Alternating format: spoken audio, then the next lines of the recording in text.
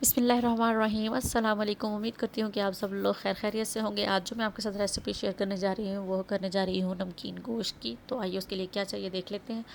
1 kilo मैंने यहाँ लिया है गोश्त, वो ये है मटन, और 1 कप दही, अदरक लहसुन का पेस्ट और नमक और थोड़ी सी काली मिर्च जो मैंने यहाँ नहीं रखी, वो इन दी एंड दिखाऊँगी मैं आपको। तो चलिए अब हम रेसिपी को हम जो है वो स्टार्ट कर लेते हैं।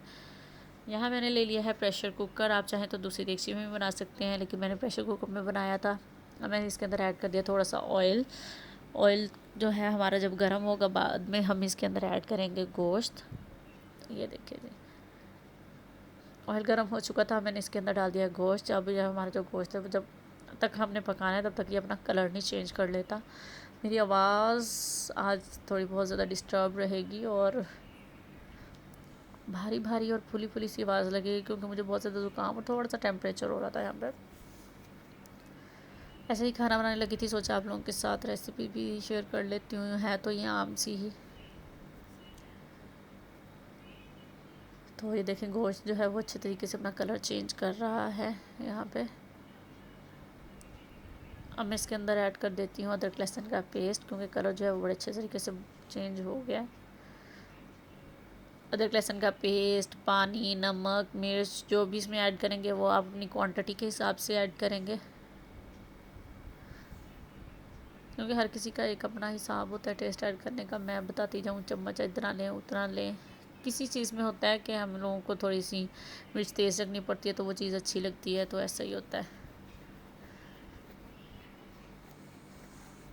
अब अदरक लहसुन का पेस्ट डालने के बाद हमने इसको अच्छे से लेना है भून। देखिए जी काफ़ी अच्छे तरीके से भुन गया है ये। अब मैं इसके अंदर ऐड करूँगी 1 चम्मच से भी कम जो है वो मैंने नमक इसमें ऐड करना है। ये देखें, तो यहाँ पे मैंने जो है नमक डाल के इसको कर लिया है अच्छे से मिक्स। ये देखें, अब मैं इसमें डाल दूँगी 1 कप पानी। ये देखिए 1 कप पानी यहाँ पर इनफ होगा। 1 कप पानी डालने के बाद इसको आपने अच्छे से मिक्स कर लेना और इसको कवर कर देना है आपने 10 मिनट के लिए।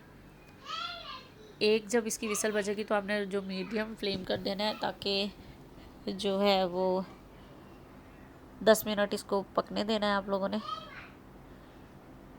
ये लग गई है यहाँ, 10 मिनट हो चुके हैं। ये देखें जी गोश्त बड़े अच्छे तरीके से गल गया है यहाँ पर। और पानी देखें, अभी वो 1 कप जितना पानी था वो बहुत ज़्यादा ही था तकरीबन। ये देखें पानी कितना ज़्यादा है। अब हमने फ्लेम हाई करके इसको ड्राई कर लेना है। मेरे चैनल को लाइक कीजिए, सब्सक्राइब कीजिए और ज़्यादा से ज़्यादा शेयर कीजिए और कमेंट सेक्शन में बताइए अगर मैं कोई गलती कर रही हूँ तो। नया नया ये सब काम है तो आपको पता है हर चीज़ सीखने के लिए एक टाइम लगता है।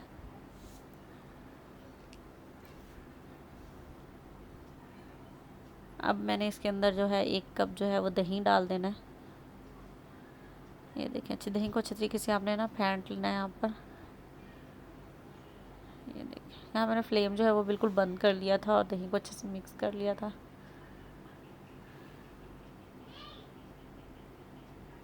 देखिए मैंने फ्लेम ऑन कर दिया। दही का पानी जो है जब तक ड्राई होगा हमने इसको अच्छे तरीके से भून लेना है। ये देखिए जी पानी जो है ऑलमोस्ट ड्राई हो गया। ये देखिए कितने अच्छे से इसकी भुनाई हो रही है यहाँ पर। अब देखिए पानी ड्राई हो गया। अब मैंने इसके अंदर हाफ़ टी स्पून जो है इसके अंदर वो है काली मिर्च ऐड कर दी है। बच्चों ने खाना था इस वजह से मैंने मिर्चें जो है वो थोड़ी कम ही रखी थी। अब मैंने मिक्सचर डालने के बाद जो है उसको अच्छे से मिक्स कर लेना। देखिए नमकीन गोश्त बनाने में कोई ख़ासा रोला नहीं है, ना इतने ज़्यादा मसाले जाते हैं ना कुछ और। ये देखें जी ऑयल भी निकलना शुरू हो गया। मैंने इसके अंदर डाल दिया है अदरक। देखिए जो मैंने थोड़ा सा ऑयल डाला था वही इनफ था इसके अंदर।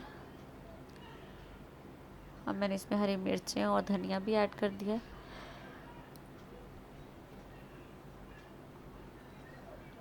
ले जी अल्हम्दुलिल्लाह हमारी रेसिपी जो है वो तैयार हो चुकी है। इसको डिश में निकाल लेते हैं। ये देखें ये नमकीन गोश्त हमारा बनकर तैयार हो चुका है। बड़ा ही लजीज था, ये आप लोग भी ज़रूर ट्राई करना। और अगर मेरी रेसिपी पसंद आए तो कमेंट सेक्शन में ज़रूर बताना। और अपना आप सब लोग बहुत सारा ख्याल रखिएगा और चैनल को सब्सक्राइब करना बिल्कुल मत भूलिएगा। अल्लाह हाफिज़।